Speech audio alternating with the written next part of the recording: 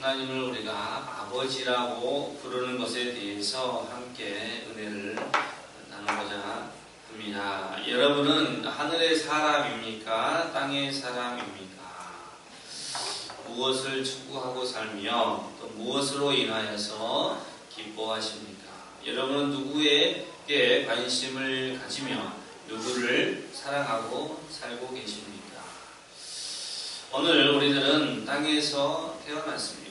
그러나 땅에서 하늘의 사람이 되도록 이끄시는 것은 하나님의 전적인 은혜임을 우리가 또한 알아야 합니다. 로마서 8장 14절 말씀에 무릇 하나님의 영으로 인도함을 받는 사람은 곧 하나님의 아들이라 말씀하고 계십니다. 그러므로 우리는 다 하나님의 자녀입니다. 오늘 본문 말씀은 아버지라는 단어로 시작됩니다. 육신의 아버지가 아니라 천지 만물을 지으신 온 세상의 아버지 하나님을 의미합니다. 그렇습니다. 하나님은 우리들의 아버지이십니다. 이것부터 명확하게 짚고 넘어가야 할 일이죠. 우리들의 아버지, 물론 육체로서의 아버지에 대한 것은 우리들로 하여금 이 땅에서 아버지라는 존재가 불완전하지만 그래도 아버지가 어떠한 존재인가를 우리에게 가르쳐 주는 것입니다. 진정한 아버지는 하나님이죠. 육신의 아버지는 우리를 기쁘게도 하지만 우리를 슬프게도 하고 우리를 행복하게도 하지만 우리를 고난 가운데로 또한 밀어놓을 수도 있는 불완전한 존재임을 알아야 됩니다. 그러나 하나님은 육신의 아버지와 다르게 완전하신 분이십니다. 그러므로 완전하신 하나님을 우리가 아버지라, 아빠 아버지라 부를 수 있는 것은 하나님의 은혜다라는 것입니다. 하나님은 왜 우리가 하나님을 아버지라 부르시기를 원하실까? 하나님이 하나님으로서의 권위를 가지고 우리를 대하시는 것이 아니라 하나님은 우리를 자녀로서 대하시고 하나님은 우리를 그렇게 친근감 있게 가까이 하고 싶으실까라는 것이죠. 하나님은 천지 만물을 지으셨지만 물론 그 중에 피조물로서 사람이 존재합니다. 피조물로서의 사람은 하나님을 아버지라고 부를 수가 없죠.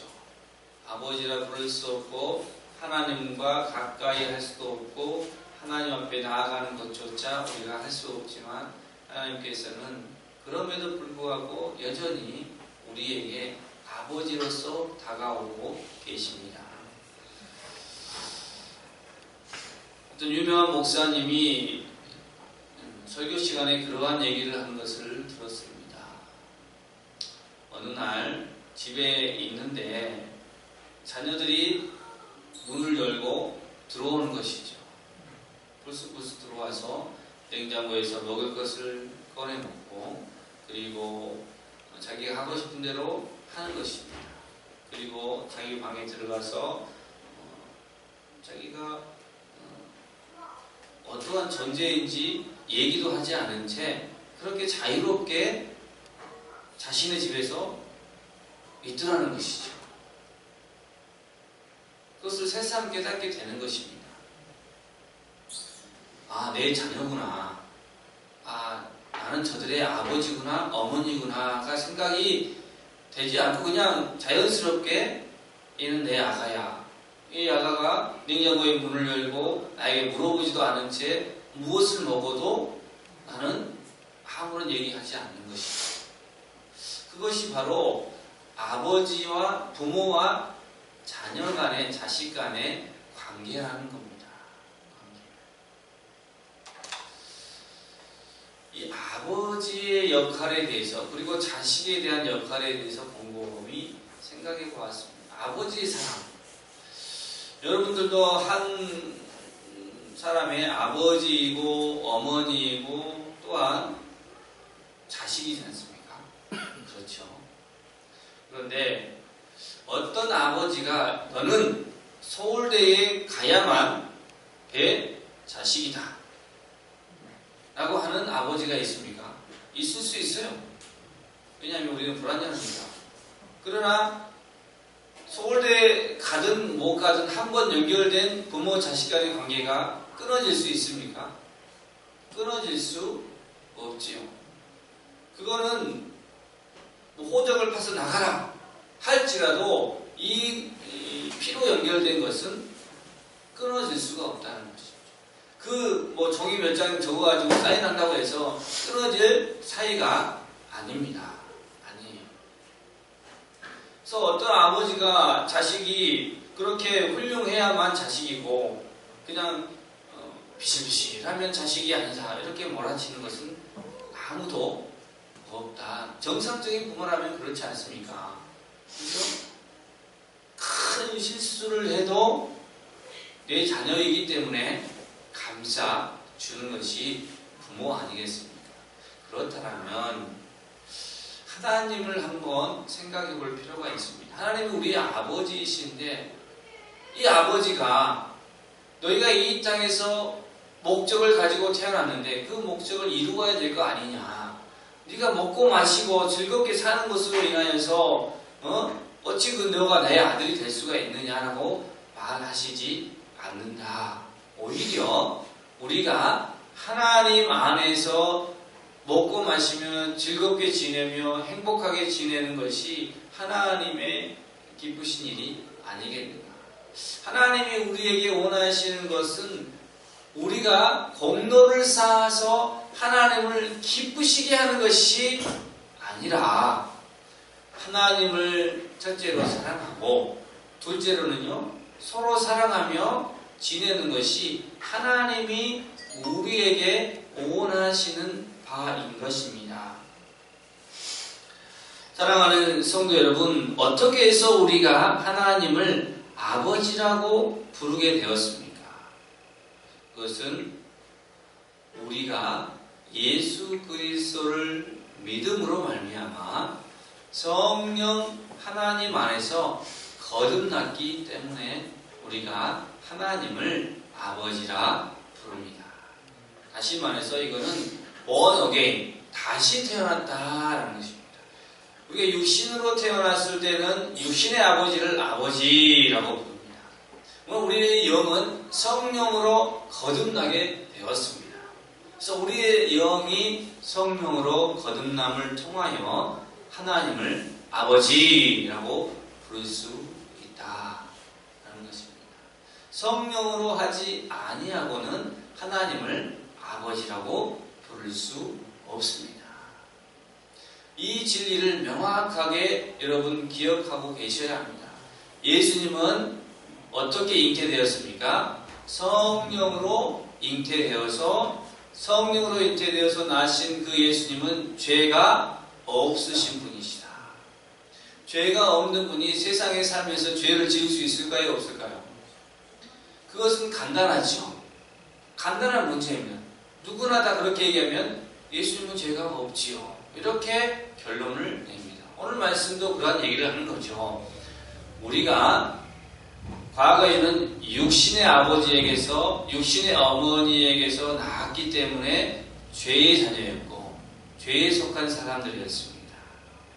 그런데 이제 예수님의 십자가의 보혈로 우리의 죄가 다 씻기고 우리의 영은 어떻게 되었습니까? 성령으로 말미암아 거듭났다.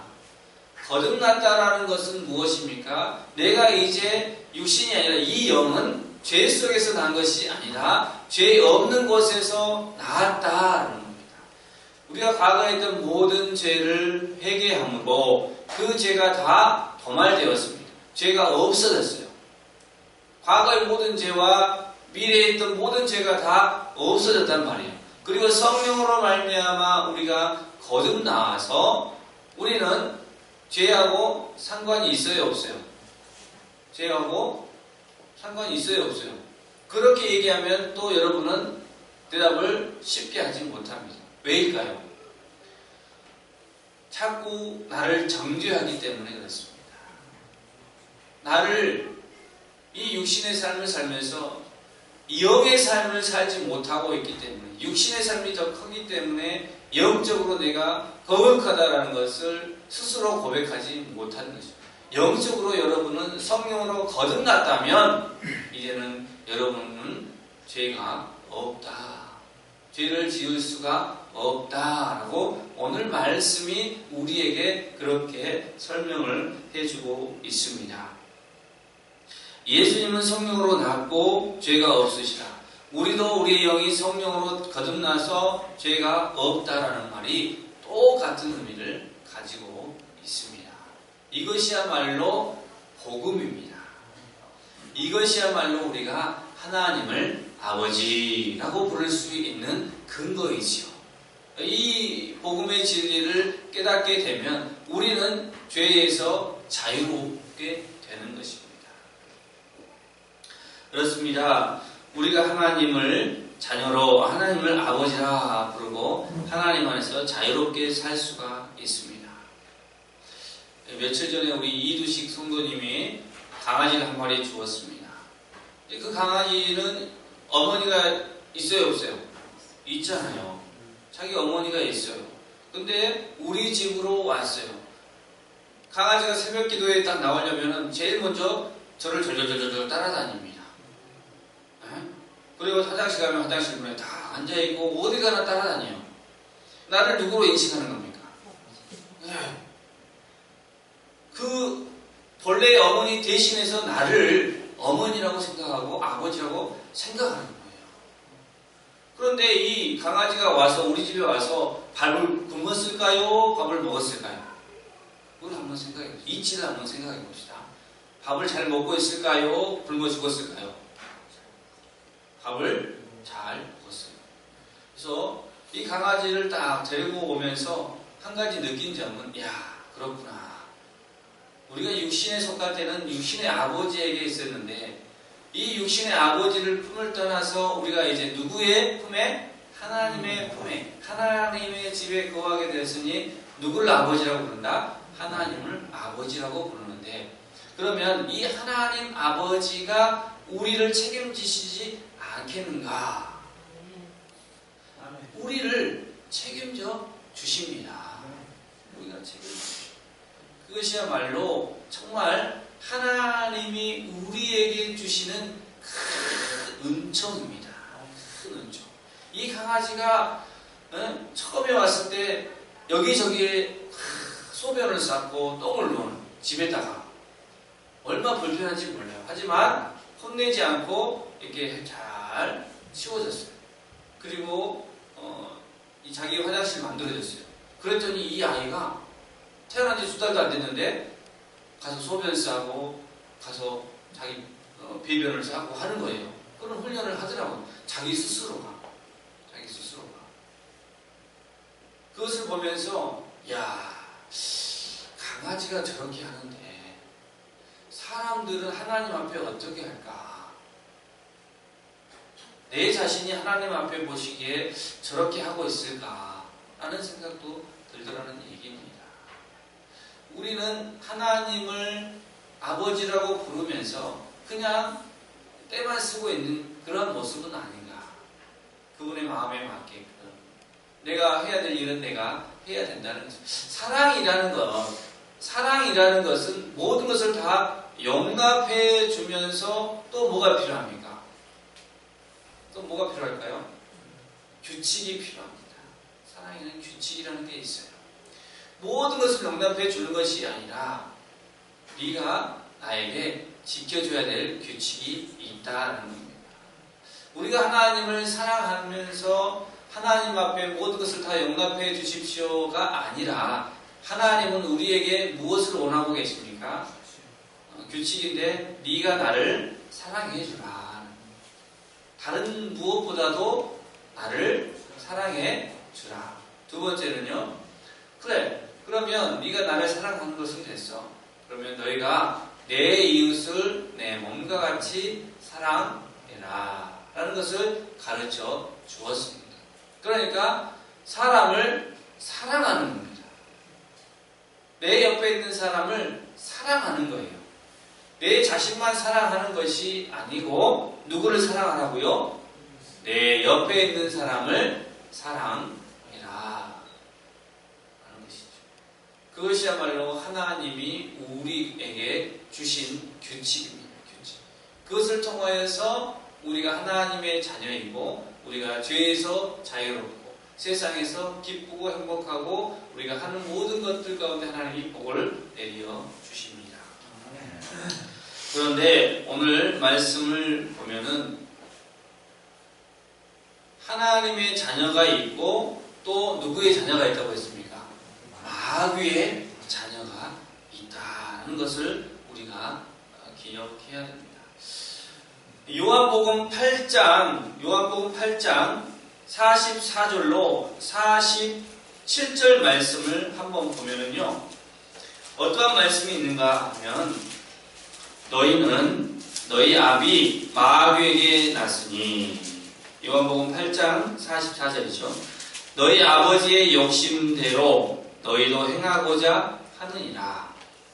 그는 처음부터 살인한 자요, 진리가 그 속에 없으므로 진리에 서지 못하고 거짓을 말할 때마다 제 것으로 말하나니 이는 그가 거짓말쟁이요 거짓의 아비가 되었습니다.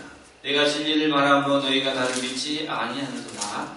너희 중에 누가 너를 죄로 잡겠느냐? 내가 진리를 말하는데도 어찌하여 나를 믿지 아니하느냐? 하나님께 속한 자는 하나님의 말씀을 듣나니 너희가 듣지 아니함은 하나님께 속하지 아니하였음이로다.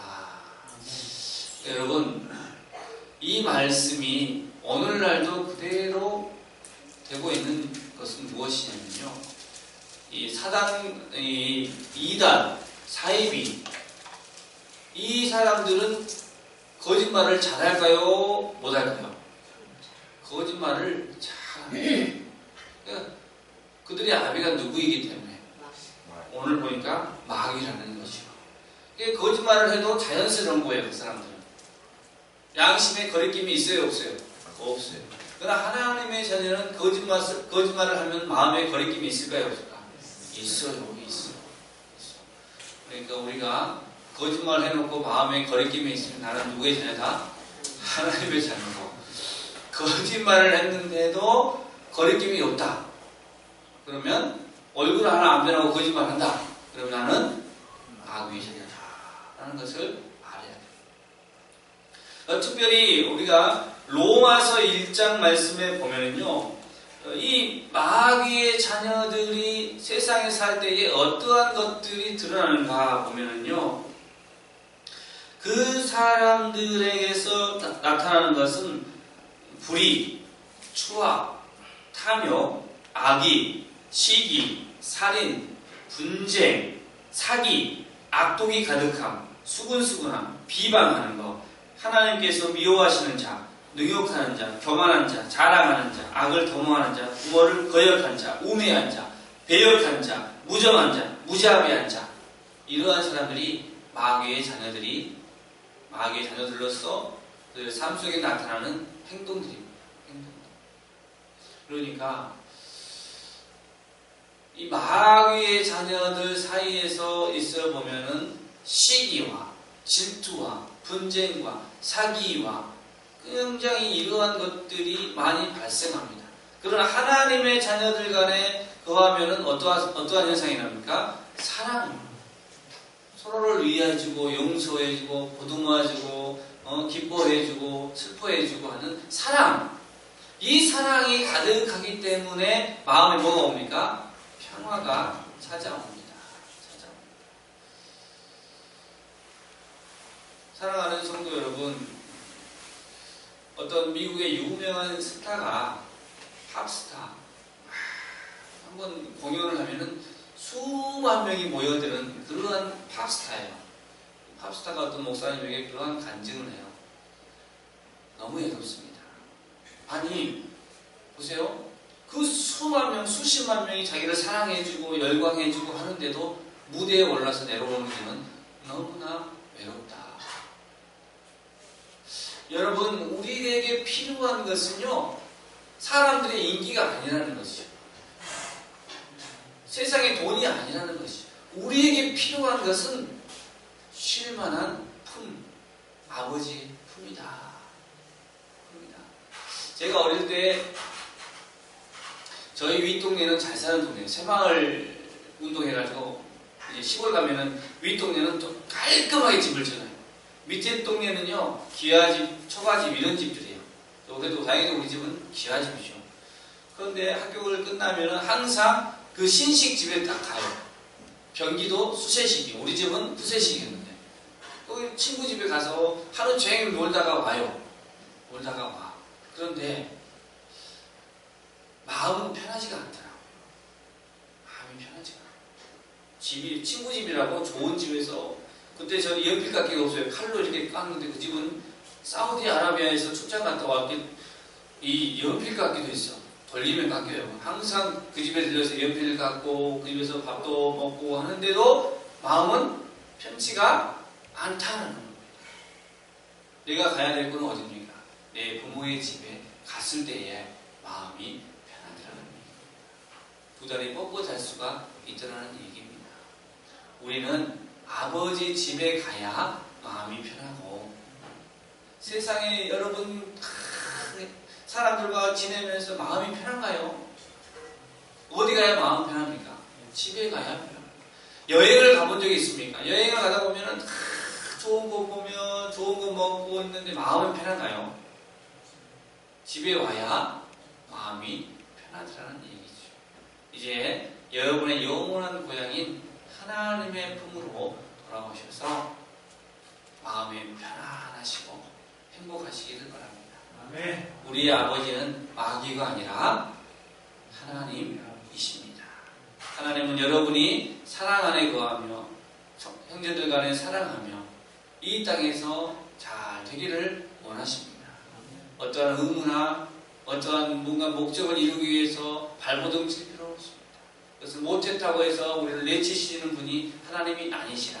그럼에도 불구하고 우리를 품어주시고 따뜻하게 안아주시는 분이 아버지 하나님이십니다.